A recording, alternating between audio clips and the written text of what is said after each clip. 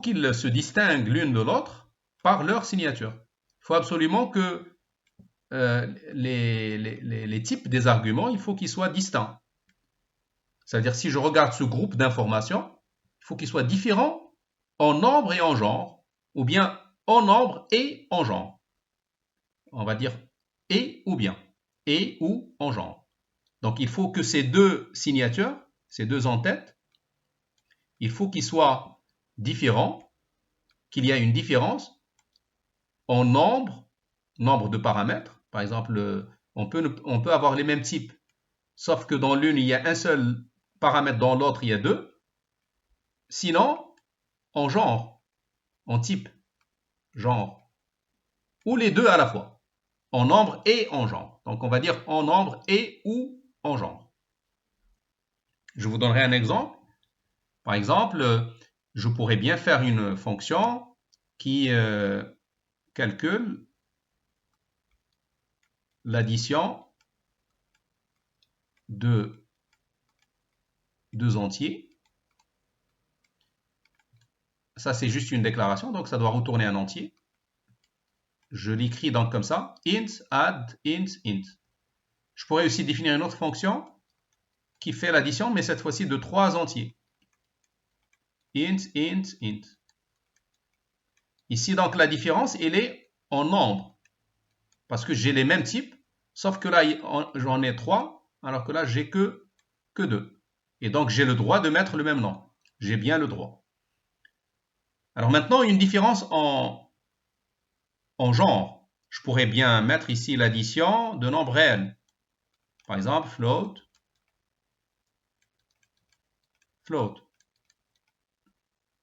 Regardez, en nombre, on a deux, comme ici. Mais par contre, le genre ou les types sont différents. Et donc, ça permet aussi de faire la surcharge. Bien sûr, le type de retour, ça va être un float. D'accord? Donc, et tout ça, c'est, j'ai respecté les règles de la surcharge. Donc, si je veux résumer quelles sont les règles de la surcharge, pour surcharger les fonctions, il faut absolument, pour donner le même nom à plusieurs fonctions, il faut absolument que leur signature soit différente, soit en nombre, soit en genre, soit les deux. D'accord? Monsieur, signature, ça veut dire les arguments. Ça veut dire la signature, quand je dis signature d'une fonction, ça signifie, excusez-moi, juste je réponds à votre question. Ça serait donc, qu'est-ce que ça signifie la signature? Ça signifie le nom de la fonction. Il est composé, la signature, il regroupe le nom, d'accord? Dans notre cas, add, le nom de la fonction, le nombre de paramètres, et le type de chaque paramètre. Ou la liste des types des paramètres. C'est ça ce qu'on appelle la signature. Donc, dans notre cas, toutes les fonctions, ils partagent le même nom. Donc, ici, on n'a pas de signature différente si on regarde que le nom.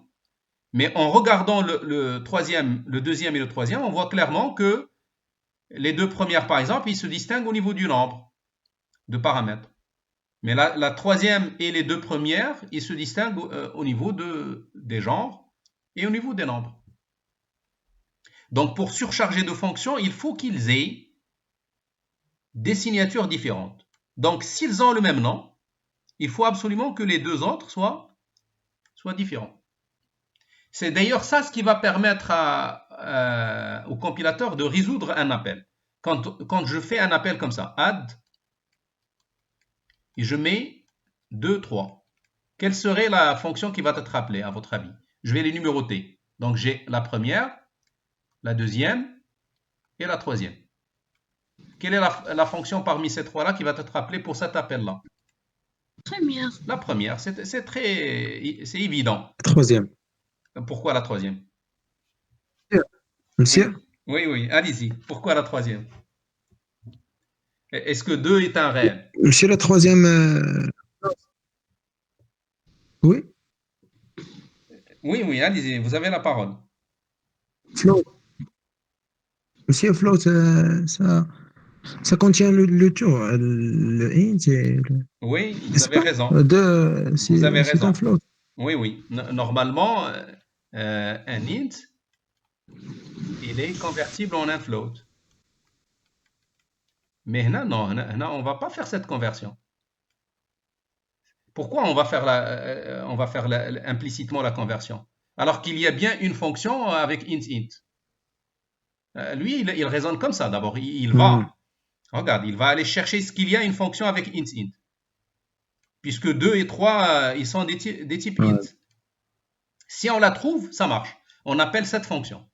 Si on ne la trouve pas, c'est là où on va voir est-ce qu'il y a une possibilité de conversion pour aller l'adapter avec une autre fonction existante. Et dans ce cas-là, oui. Donc, si on n'avait pas planifié cette fonction, eh bien ça va faire appel à ça. Cet appel, il va passer par deux conversions implicites. Il va convertir 2 en un float, 3 en un float, pour s'aligner avec une fonction existante qui est de type float-float. Mais s'il y a déjà ça, c'est en absence de la première forme qu'on va faire tout cet effort-là de convertir et d'aller faire appel à la fonction, au troisième type de fonction.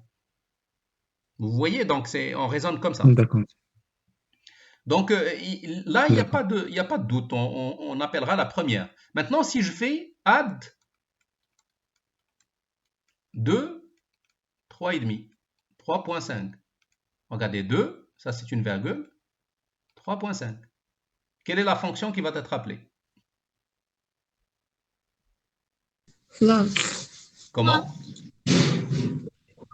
Laquelle? Add float. Exact. En passant par une conversion. Ici, on va convertir parce que, en tout cas, ça pourrait plus. Parce qu'on convertit implicitement un int en un float, mais jamais un float en un int. On ne convertit pas quelque chose de grand vers quelque chose de petit. La conversion du petit vers le grand, ça s'appelle un surcast. Un surcast. On va d'un fils vers un père. D'accord? Pour juste utiliser la terminologie qu'on a déjà utilisée au niveau des bases de données. On est toujours capable d'aller d'un fils vers un père. On peut toujours, là où le père peut exister, on pourrait le remplacer par son fils. D'accord? C'est ça l'idée. Donc, c'est-à-dire le fils, on pourrait toujours le mettre à la place du père, par une conversion implicite. Mais l'inverse n'est pas vrai. Vous ne pouvez pas donc prendre un père qui est grand et le mettre à la place d'un fils, parce que le fils, c'est beaucoup de personnalisation par rapport au père. Et donc, le père ne pourrait pas remplacer le fils. Par contre, l'inverse est vrai. De ce fait, donc, comme on ne pourrait pas faire de sous-cast, ça c'est ce qu'on appelle un sous-cast. Donc, il y a le surcast, quand vous allez de l'entier vers le float. Ça, c'est ce qu'on appelle un surcast. C'est faisable toujours. Un sous-cast, il n'est pas faisable en C et en C++. Pour le faire, il faut le forcer. Et pour le forcer, il faut écrire comme ça. Il faut écrire int. Si vous avez un float, par exemple R, si R est une variable float, il faut écrire int, entre parenthèses, R. Et là, c'est moi qui a forcé la conversion. Mais pour les conversions implicites, jamais on ne convertit un float en un int. Donc, puisque 3,5 ne peut pas être converti en un int, il est hors question que l'appel soit fait pour le premier. Mais puisque 2, il est implicitement convertible en un float, eh ben, je vais m'aligner avec la troisième forme. Et par conséquent, donc, c'est un appel qui va entraîner l'appel à la troisième forme. Maintenant, si je mets cet appel-là, add 1, 2, 3. Combien j'ai donné d'arguments? J'ai donné 3. Et donc, et tous les 3 sont des int. Donc, forcément, on va appeler la deuxième forme et pas la première. D'accord? Parce qu'ici, on a précisé 3 paramètres. Monsieur, Oui. on vient de dire qu'on peut aller de int vers float. Oui. Alors pourquoi, pour le deuxième exemple, add 2 et 3,5, on a choisi la troisième fonction, float, add, float. Ici, parce que, regarde, ce que vous venez de dire. Vous venez de dire qu'on pourrait convertir un int en un float. Donc, Oui. 2, la valeur 2 qui est un int, peut être convertible en un float. Le 3,5, il est déjà un float. Donc, on convertit ce qui est convertible implicitement, et ça fait alors un float, un float. Mais regarde, si on essaie de s'aligner avec la première forme, est-ce qu'on pourrait le faire? Non, parce qu'un float n'est pas convertible implicitement. Il n'est pas convertible implicitement lorsque le besoin l'exige. Il n'est pas convertible parce que vous passez de quelque chose de grand, 3,5, vous perdez, parce que si vous convertissez, si la conversion est possible, qu'est-ce que ça doit donner, le 3,5? En la convertissant en un entier, ça doit donner 3. Donc il va occasionner une perte de 0,5. Et quand il y a une perte, on s'arrête. On ne tolère pas la conversion. Sauf si vous le forcez. Et pour le forcer, il faut écrire comme ça. Regardez, je vais l'expliquer là. Par exemple, si vous mettez, par exemple, j'ai une variable x qui contient la valeur 3,5. Il a été déclaré en tant que float. J'ai une variable int a. Et est-ce que je peux écrire a reçoit x? Ça, je pourrais bien le faire. Mais je ne pourrais pas, dans le cadre de fonction, à l'endroit où je dois passer un int, mettre un x qui est de type float. Ça, c'est une conversion forcée en faisant comme ça. Ça, je ne peux pas le faire. Pourquoi? Parce que je vais occasionner le fait que 3,5 va être converti en un int, et par conséquent, ça va perdre, ou ça va faire perdre la précision. Retenez bien, dans la majorité des écritures, on n'a pas le droit de faire ce passage. D'aller d'un type plus grand vers un type plus petit.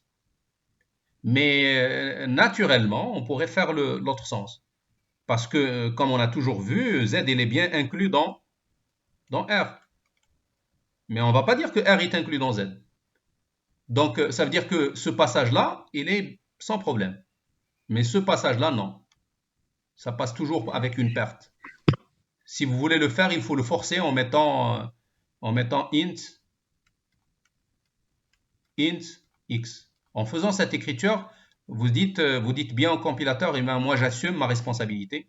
Je veux bien perdre la partie fractionnaire en faisant cette écriture-là pour aller vers quelque chose de type entier. Monsieur? Oui. Monsieur, est-ce qu'on peut écrire f dans l'exemple précédent? Oui. Add.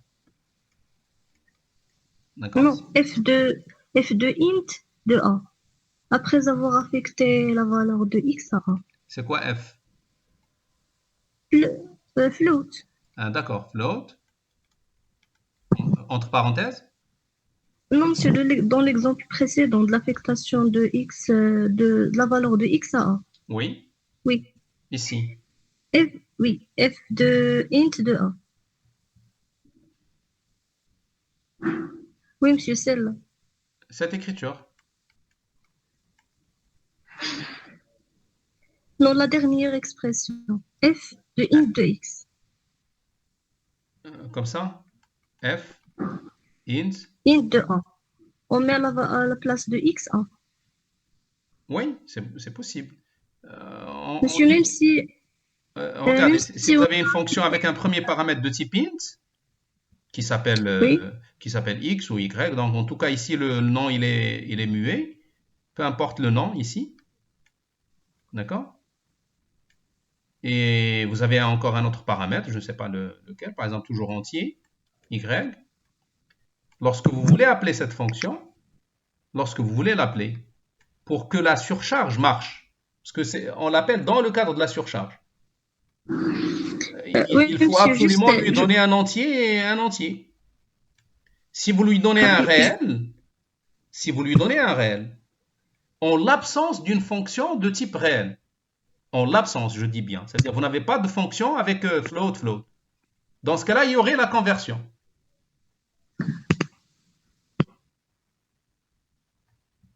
Parce qu'on a toujours le droit en C, comme en C++, on a bien le droit d'écrire int a reçoit une variable réelle comme ça, x. Sachant que x il a été déclaré comme étant un réel. On a bien le droit de faire ça. Mais là, Je on mets le assume type, notre responsabilité. C'est-à-dire, on assume qu'il y a une perte. le type de A reste toujours int. Bien sûr, il reste toujours int. D'accord. Sauf que la valeur Oui. que nous voulons lui transmettre, il n'est pas un int. Donc, qu'est-ce qu'il va subir? Il va subir d'abord une conversion, c'est-à-dire une perte de la partie fractionnaire. Et puis, le résultat, on va le mettre dans A. Mais le A, il ne va jamais être capable de contenir tout un réel si on ne passe pas par cette conversion. Maintenant, si on comprend ceci, si on a maintenant des fonctions surchargées, comme par exemple la fonction où il y a un seul paramètre int, par exemple, et une autre fonction où il y a un seul paramètre float. Je veux les appeler maintenant. Et j'ai un int A et j'ai un float B. Lorsque je vais écrire f, add ou bien f, peu importe, je vais dire f. Parce que ici, on ne pourrait pas appeler add parce qu'il y a un seul paramètre. Une fonction qui fait n'importe quoi, donc, et je veux appeler f. Si je l'appelle sur A, ben ça serait le premier appel. Si j'appelle maintenant f de B, ça serait le deuxième appel. Mais en l'absence, si jamais il n'y a pas cette fonction, si on ne l'a pas définie, on ne l'avait pas écrit, cet appel-là maintenant, il va, passant par une conversion de B en un int, c'est une conversion qui va occasionner une perte, certes, mais ça va nous permettre d'aller appeler la fonction existante, parce que c'est la seule qui existe. Mais en l'existence de l'autre, ce même appel, il va être aiguillé vers cet appel, et non pas vers le premier. Vous voyez, c'est un peu ça les mécanismes qu'il faut comprendre.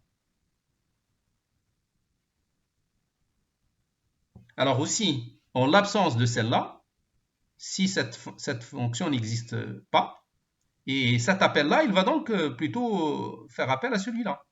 Passons aussi par une conversion pour convertir A en un float.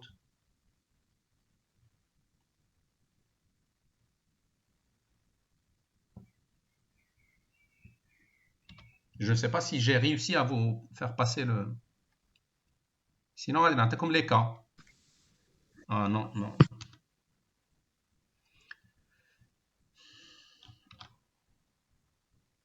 Je vais changer, en fait, remarquez.